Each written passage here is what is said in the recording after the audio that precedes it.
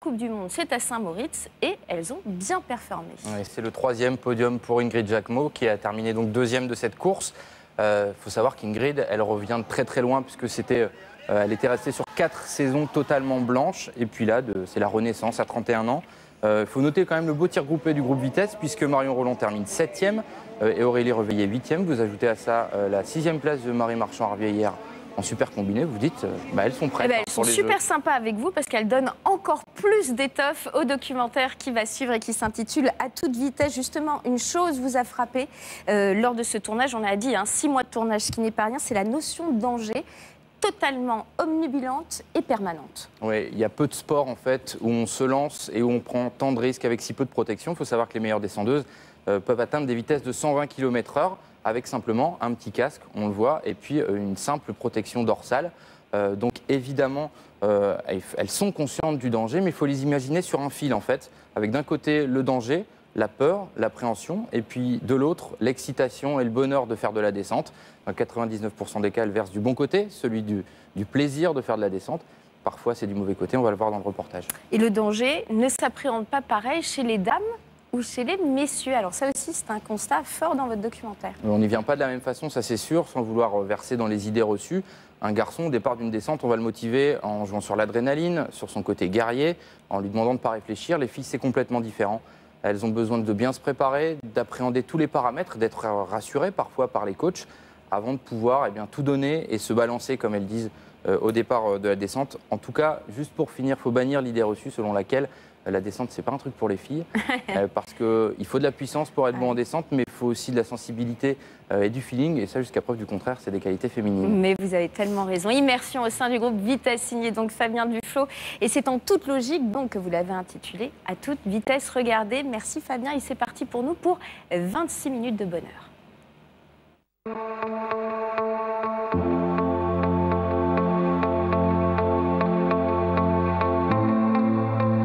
Vraiment super profilé, gauche, droite, courbe, pif, paf, grand pied droit, on va tout droit, et là,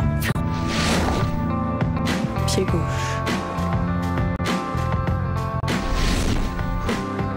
courbe, ça remonte, grande double, 2 grandes courbes, os. Je crois. Dernier saut. Arrivé. Arrivé.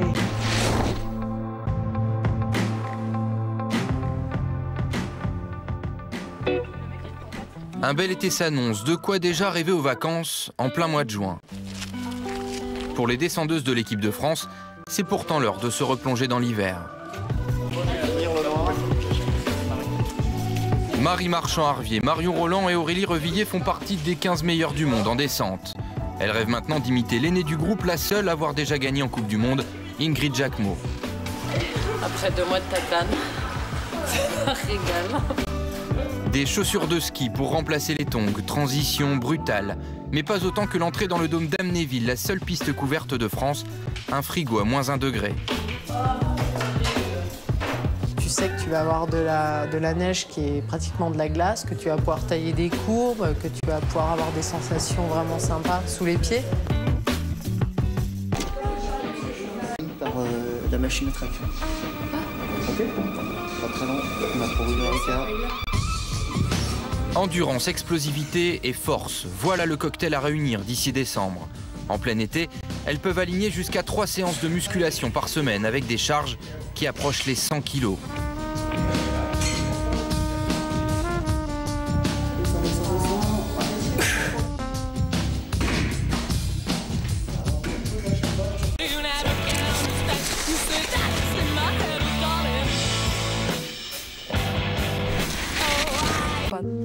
Un mois d'isolement à 12 000 km de la France pour skier et skier encore.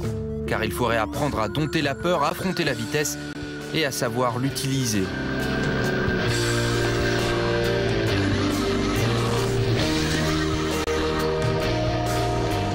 C'est là, au bout du monde, que le groupe va trouver son ciment, cette force collective qui lui permettra d'affronter les premières échéances.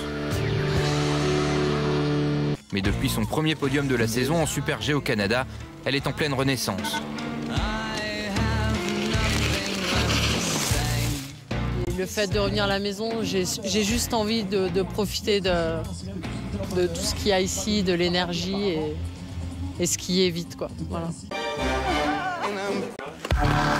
Dernière chance de briller en Super G. Cette fois, c'est un froid polaire qui s'invite au départ. À moins 20 degrés, le sparadrap est indispensable pour éviter de se geler le visage à 90 km/h.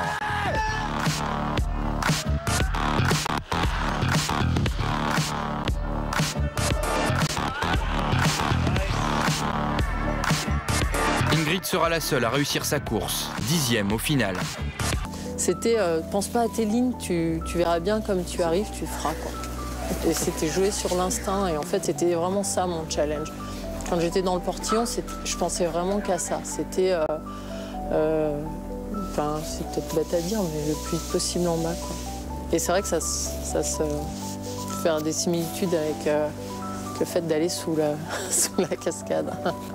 J'immortalise 5 à 5, en Savoie, une cascade, et, histoire de puiser un peu, même beaucoup, d'énergie.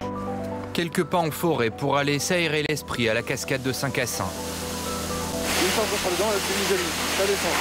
Tu vas descendre. Ça la cascade qui te frappe, le plus joli, ça descend.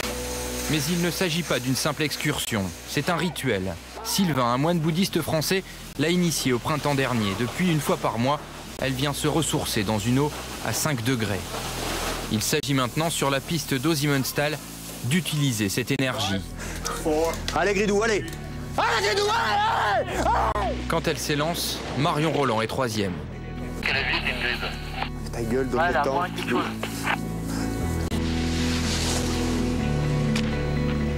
Fais chier, c'est une qui sur l'autre. Bon, elle est deux ex-aequo, hein. 09,47. À l'arrivée, c'est elle qui monte sur le podium.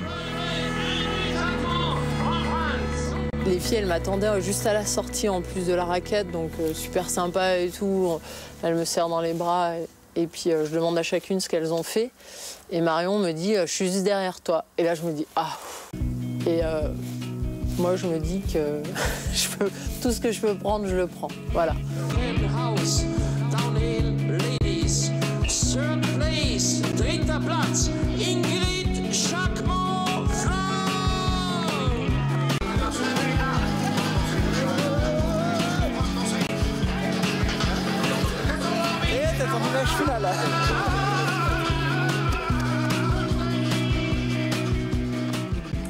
Ingrid Jacquemot sur le podium, 2e. Et ce matin encore, c'est ce qu'on vous disait, lors de l'étape de Coupe du Monde qui Saint-Moritz, c'est de l'épreuve.